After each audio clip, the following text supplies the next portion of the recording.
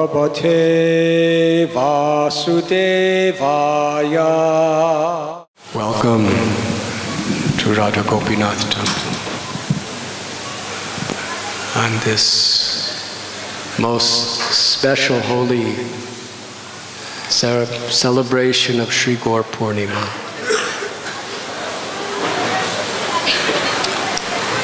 The full moon has risen,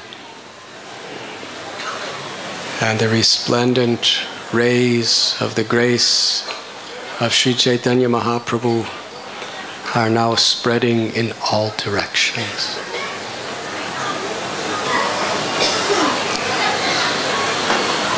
Srila Prabhupada, our beloved Guru Maharaj, with deep prayer and tremendous efforts, procured a property in Sri Navadvip Dham, very close to the birthplace of Lord Chaitanya Mahaprabhu. Most people, when they procure a valuable property, it is for themselves or for their business so that they can earn wealth. Srila Prabhupada struggled so much to gain that property, not for himself, but to offer to all humanity and to the whole world. He wanted to invite people from all nationalities, from all races, from all religions, to come to Sri Mayapur Dham to receive Lord Chaitanya's blessings, his blessings of pure unalloyed devotional service, or what is commonly called love of God, but not just ordinary love of God. Lord Chaitanya came to give the special quality of the most intimate love of Goloka Vrindavan, the love of the gopis and the gopas for Krishna.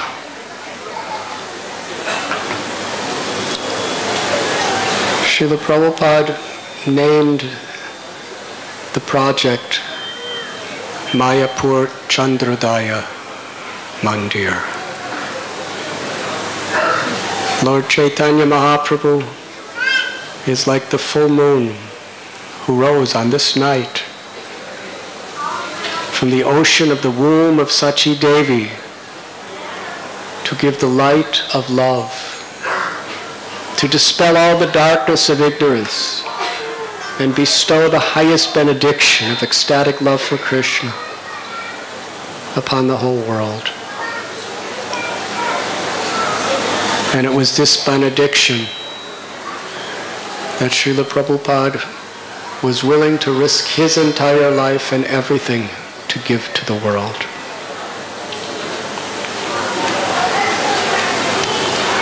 Just a day or so before he left on the Jaladuta, a very old cargo ship, to travel across 2 oceans and 3 continents for 38 days. Please understand, he was already in quite ill health. He was just about to reach 70 years old, and he had no money except 40 rupees. How many of you young people with 40 rupees, not knowing anyone outside of India, would like to take a cargo ship to America? What to speak of being ill in health and 70 years old. But before he departed, he went to Sri Mayapur Dham, to the birthplace of Sri Chaitanya Mahaprabhu, to beg for Lord Chaitanya's mercy, to bring his message and his grace to the world. And he went to the Chaitanya Mat, the house of Sri Chandrasekhar, where Lord Chaitanya would oftentimes perform his all-night kirtan. And there, at the Samadhi, the tomb, holy tomb of his Gurudev, Srila Bhakti Siddhanta Saraswati Thakur Prabhupada, Srila Prabhupada spent the day praying, praying and praying that you have given me this order. Please give me the power to please you and execute this order.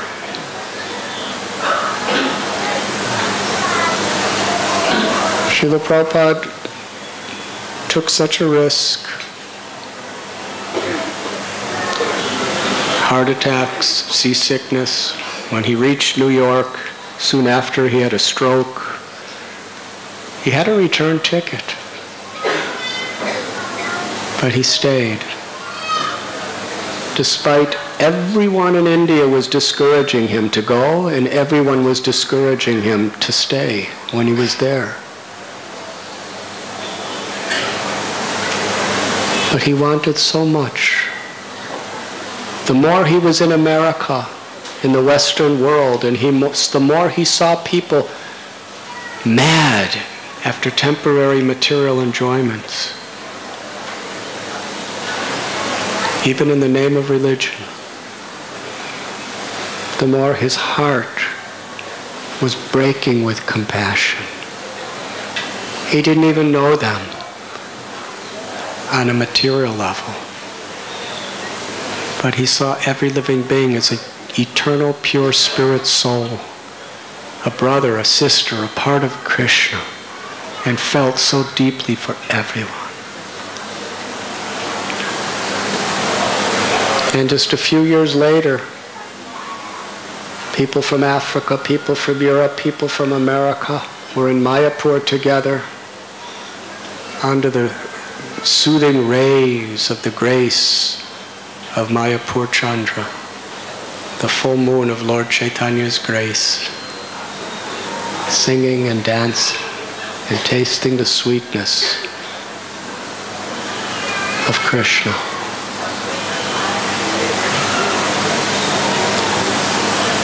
One time a devotee asked Srila Prabhupada, Lord Chaitanya proclaimed that he would spread this Nam Sankirtan movement in every town and village throughout the world.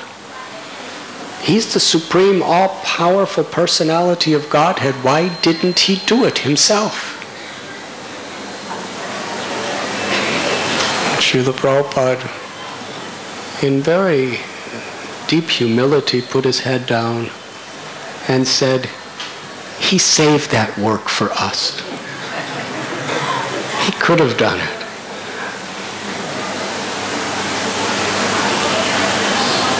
This is the beauty of the Lord.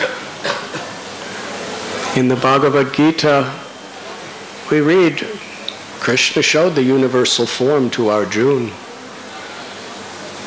He could have won that war like that. All he had to do is open his mouth. He didn't have to move a finger. He could have just closed, with one wink of the eye, he could have ended everyone's life that he didn't like. He likes everyone, but the miscreants. But he gave the credit to Arjuna. It is the nature of the Lord's love.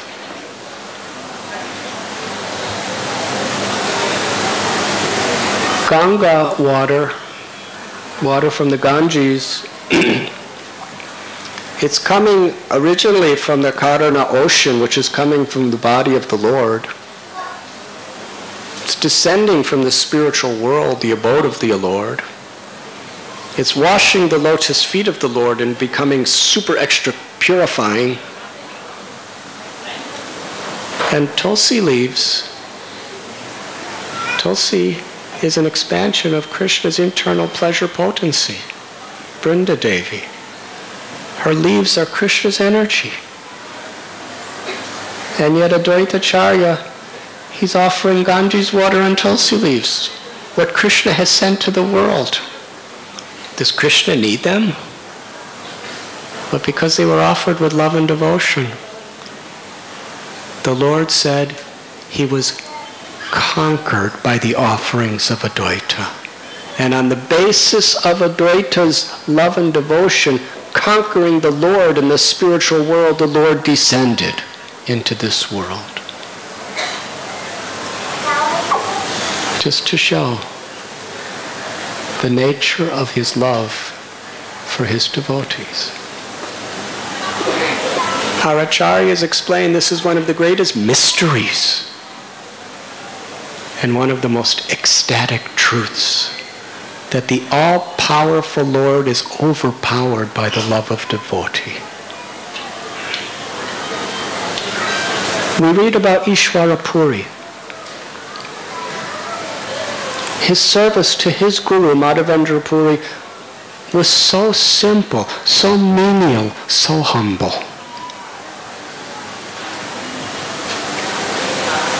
Something that not too many people would want to do. When Madhavendra Puri was in his last stage of life, he was physically an invalid, although he was expressing the highest states of prema bhakti. He couldn't walk. He couldn't move. Ishvara Puri, he was a very learned person from a Brahmin family. He didn't just hire some servant. He could have. He personally, with his hands, lovingly, with feelings of the most profound gratitude, he was cleaning the stool and the urine from his guru's body. He was lifting him, he was turning him.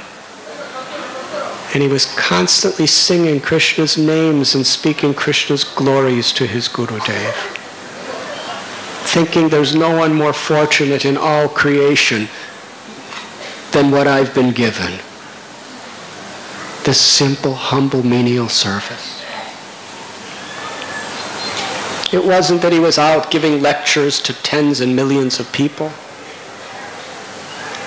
It wasn't that he was building massive temples for his guru.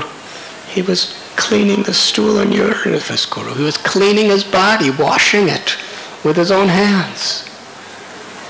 But because he did it with such devotion, his guru blessed him. My child, may Krishna bless you with his divine love. That one little blessing was the greatest wealth in all of creation. He was the servant of the servant of the servant of the Lord. And of all the great saints that were alive in those days, the supreme personality of Godhead Krishna, when he descended into this world in the role of a devotee, he is Jagat Guru. Lord Caitanya is the guru of all gurus. He accepted Ishvara Puri as his spiritual master. There's a very, very powerful message in that. When Ishvara Puri first came to Navadvip,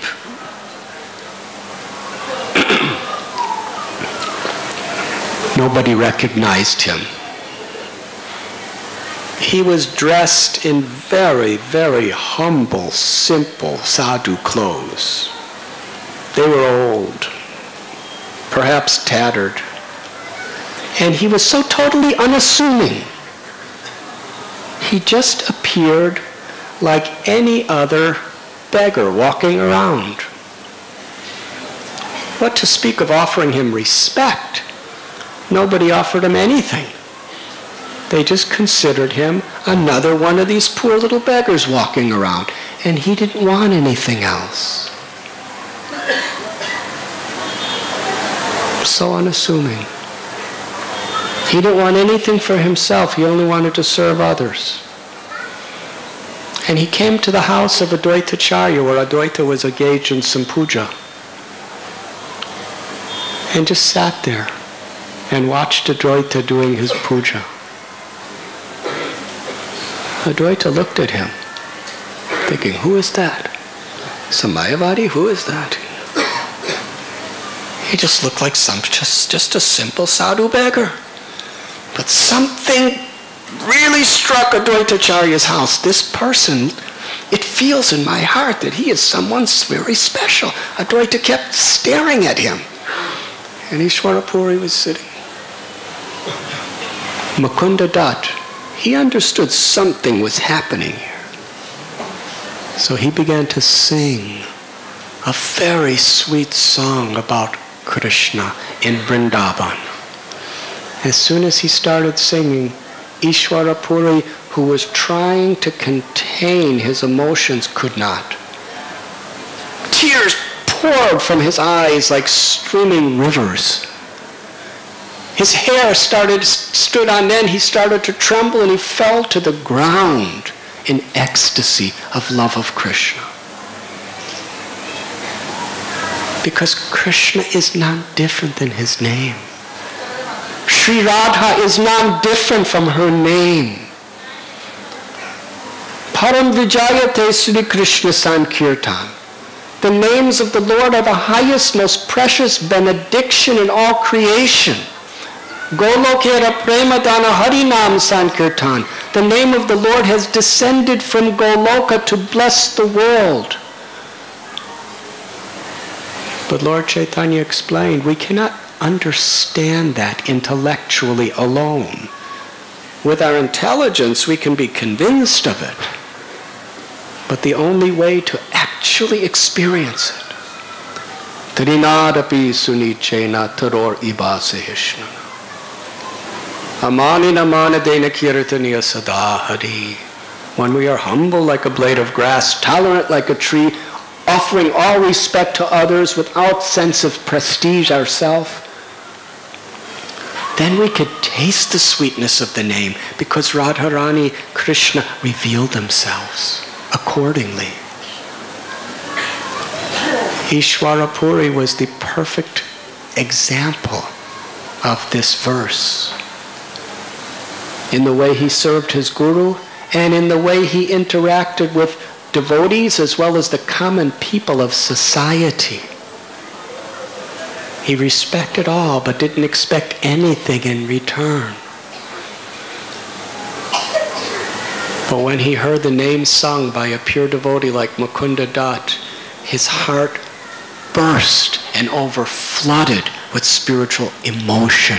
And everybody saw that. And it takes one to know one. They understood what love of God is. They had it. And they could recognize the extent that this person. And then they realized, this is the famous, great, powerful Acharya Ishwarapuri. Actually, before the kirtan, Advaita looked at him and asked him, who are you? Who are you? Are you a Vaishnav sannyasi? And Ishwarapuri's answer, he looked down in the ground and then he looked up and he said, I am just the lowest of the low. I have come to see you. That is how he identified himself, from his heart. As he was crying, Advaita put him in his lap and embraced him. And all the devotees understood, this is Ishwarapuri.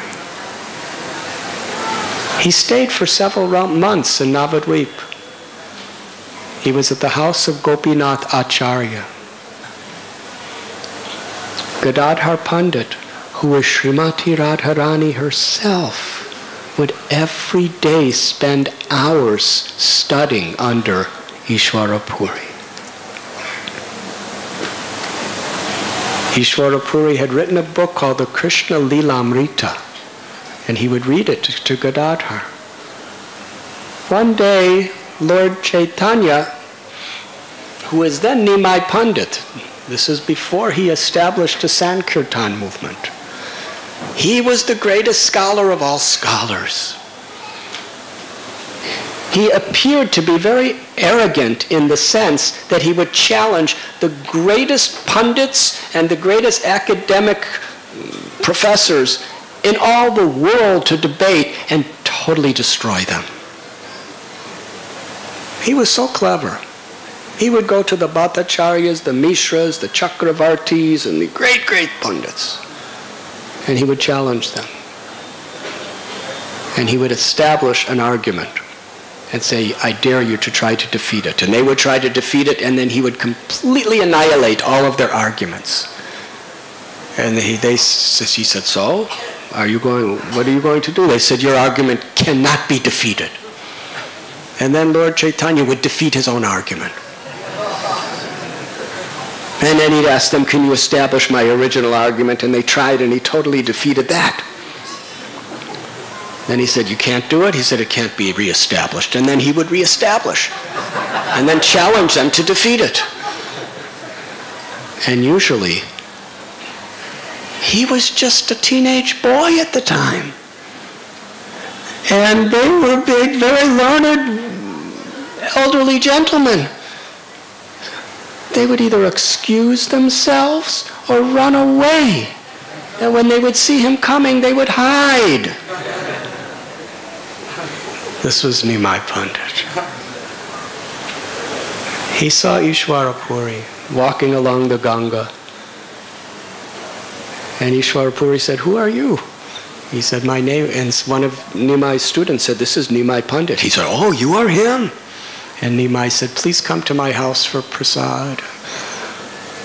So Ishwarapuri came, and Sachi Mata cooked a wonderful offering for Krishna, and then the Lord Nimai offered it to Ishwarapuri. And Lord Caitanya saw his devotion was so pure and so deep.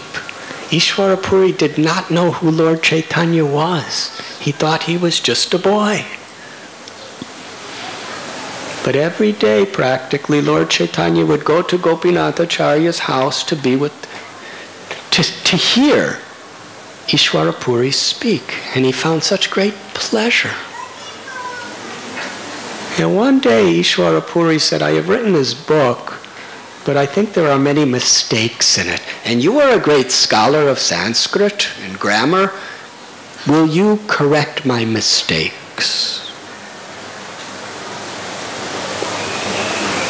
And Nimai, who would challenge Gadadhar, he would challenge Mukunda, he would challenge Murari Gupta, he would challenge all the devotees. When Ishwarapuri said, will you correct my mistakes? The Lord said, you are a pure devotee and a lover of Krishna. There can be no mistake in such a great saint as you. Even if technically, grammatically, on any other such level there are mistakes, it is considered the greatest offense to consider a mistake from someone who is doing it with sincere, unmotivated love and devotion. Whatever you write is an expression of your love. There can be no mistakes. And Ishwarapuri was very pleased to hear his appreciation of bhakti. But he said, but still, for the public, we should correct the mistakes. So one day, as Ishwarapuri was speaking, Lord Caitanya said, actually, the verb that you just used is a mistake. It should not be atmanepada. It should be parasmepada. Ishwarapuri said, okay. Lord Caitanya went home. The next day, Lord Caitanya came, and Ishwarapuri said, actually, I've been thinking about what you said. The verb atmanepada is actually correct. Hare Krishna. The Digvijay Pandit came to Navadvip. Keshav Kashmiri had already conquered every scholar in India who had any credibility. He was the world champion, undefeated. As we have said several times, in those days, debate was the sport of India.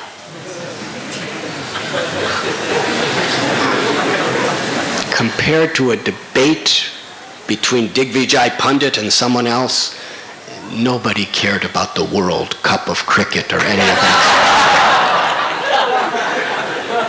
This was really fascinating.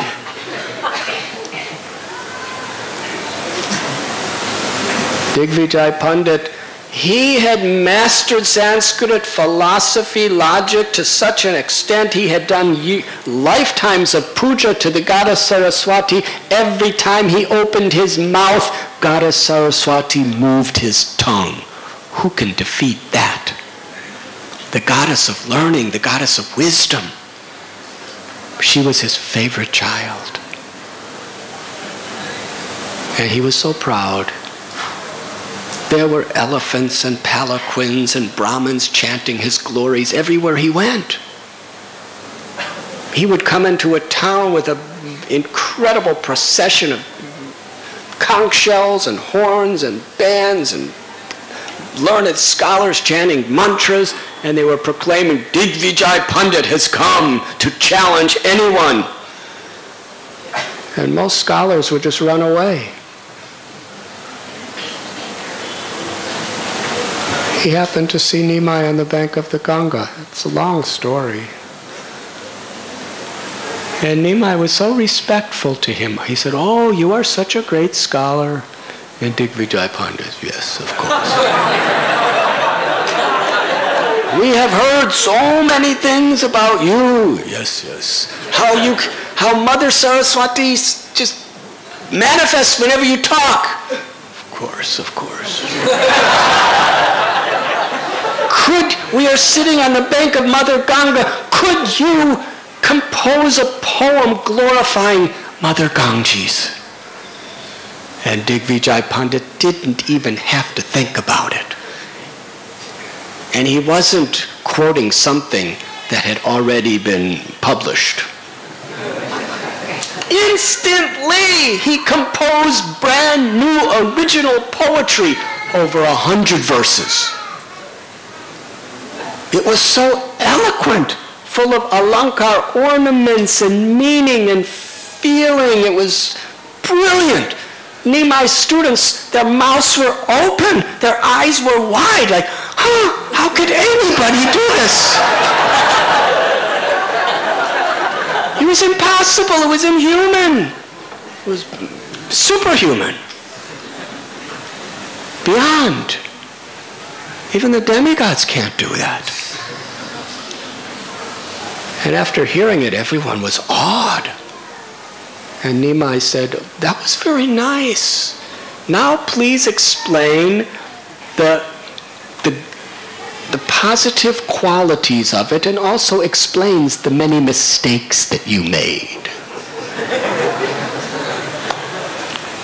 Digvijay Pandit was very offended by that. He said, I never make a mistake.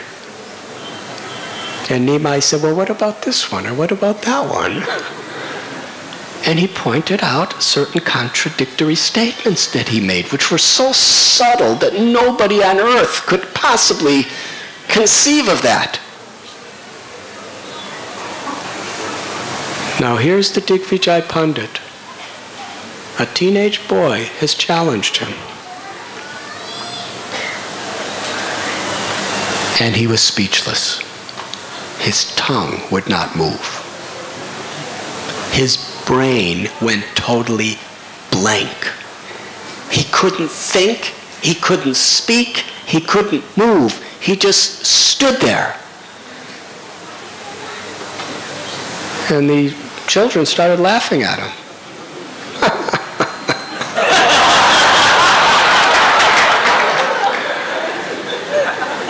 And Digvijay Pandit was totally mortified. And Nimai said, don't laugh, don't laugh. And he said to the Digvijay Pandit, actually, you don't have to, because you must be so tired, you just compose such incredible poetry like nobody else could compose. So, that must have taken your energy. So please, sir, come back tomorrow and we could discuss the mistakes. In this way, the Lord completely preserved his reputation. Didn't disturb his pride. He treated him like such a gentleman. He honored him. And Digvijay Pandit went home.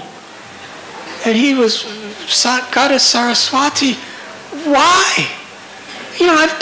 I have conquered over the greatest pundits in the planet, and you have allowed a grammar student, a grammar teacher to defeat me? Why couldn't I think? Why couldn't I speak? Did I commit some aparad? What have I done? And he was crying and he went to sleep, and Goddess Saraswati appeared to him in his dream. And she said, because you are dear to me, the benediction I've given you is not the power of learning to conquer others. The real benediction I've given you is I have brought you before the supreme absolute truth, the personality of Godhead, the Lord of my heart. Now go to him and surrender your heart and surrender your life. Then I will be pleased with you. The next morning, Digvijay Pandit came to Lord Chaitanya's house. That's not what he would do. He would come to a place and everyone had to come to him. He came to Lord Chaitanya's house all alone.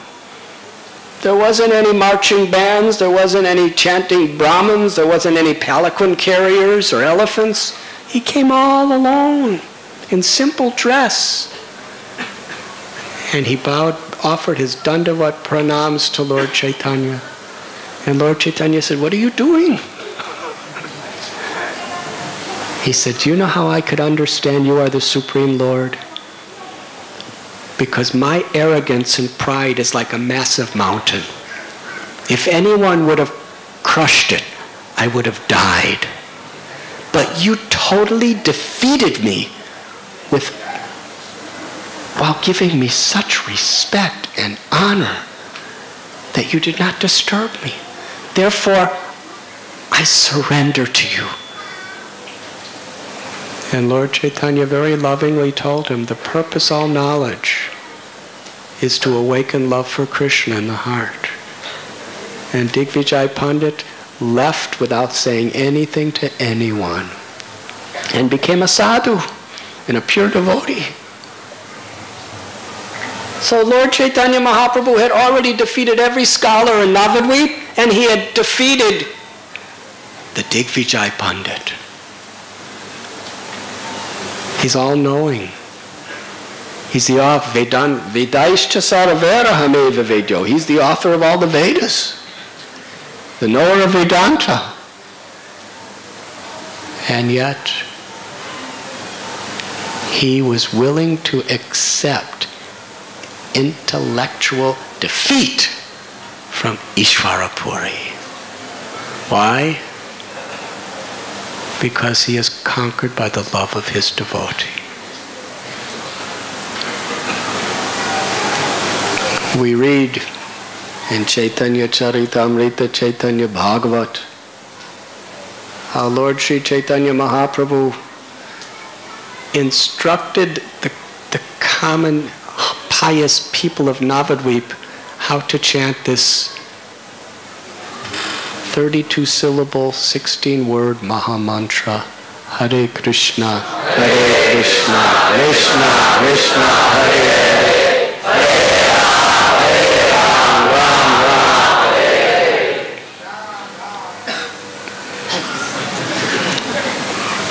He told them there are no hard and fast rules. Wherever you want to chant, whether you're at home with your family, whether you are in your shop with your customers, whether you're walking down the street, whether you're eating, whether you're going to sleep, whether you're sitting down, whether you just chant yourself or you chant with your friends or you clap your hands or play drums or cymbals. No hard and fast. Just chant. That's all I ask you.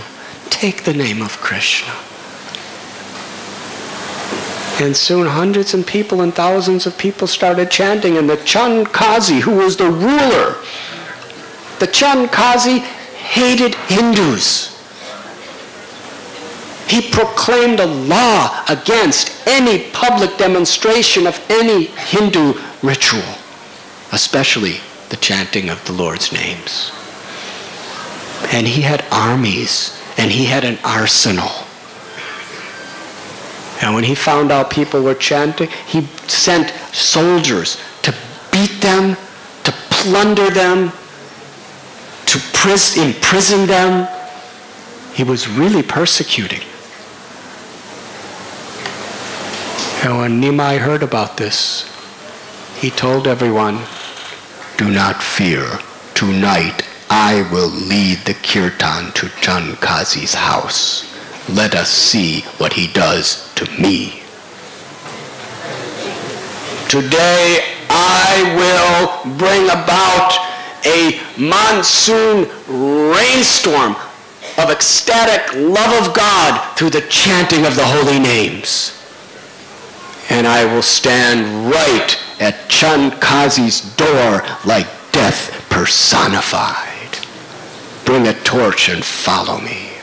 Now this takes faith. Chand Kazi had armies. He had militaries. He had weapons. He'd already demonstrated beating and torturing people. But Lord Chaitanya led that kirtan through the marketplaces, across every bathing ghat, right to Chand Kazi's house. And by that time there were so many people. Incredible story. It was the first time Lord Chaitanya brought Hari Kirtan into the public. Previously it was only in Srivasa's house, privately.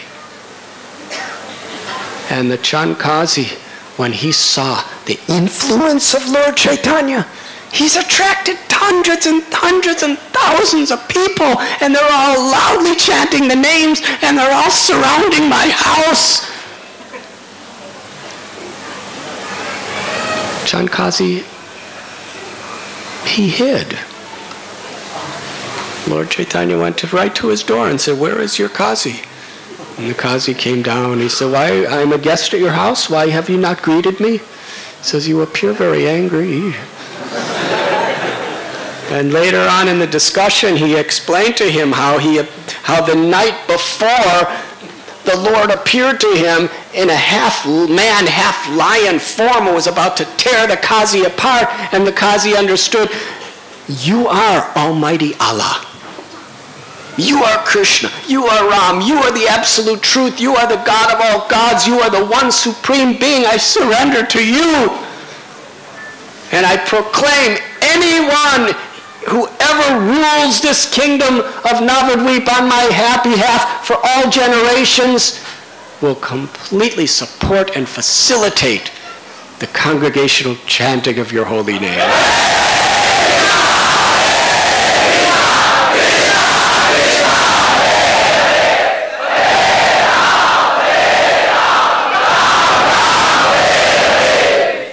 Now this was extraordinary from a historical, sociological perspective. Lord Chaitanya, nobody knew he was God except a few devotees. He was just a Brahmin. One man against the entire Mughal Empire. And he conquered. And after that incredible victory, Lord Chaitanya Mahaprabhu took a few of his very confidential devotees to Simantadweep. And there he saw the house of Kolavecha Sridhar. It was a one-room, simple thatched hut. No adjoining bathrooms or anything. It was the fields.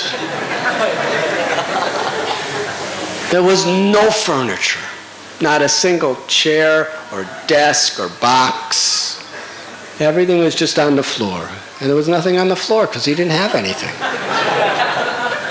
He just had a set of clothes that he wore, and he knotted it, to close the holes. He was skinny. He was selling banana leaves. And half the money he would get, he would give to worship Krishna through Mother Ganga. He was in total poverty from a physical perspective.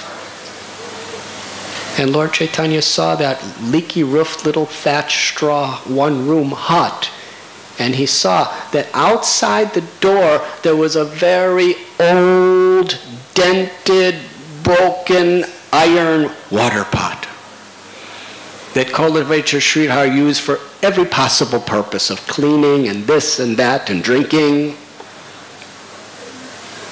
And it says right in the scripture that it was so old and so broken that not even a single thief would even look at it. Wasn't worth the trouble.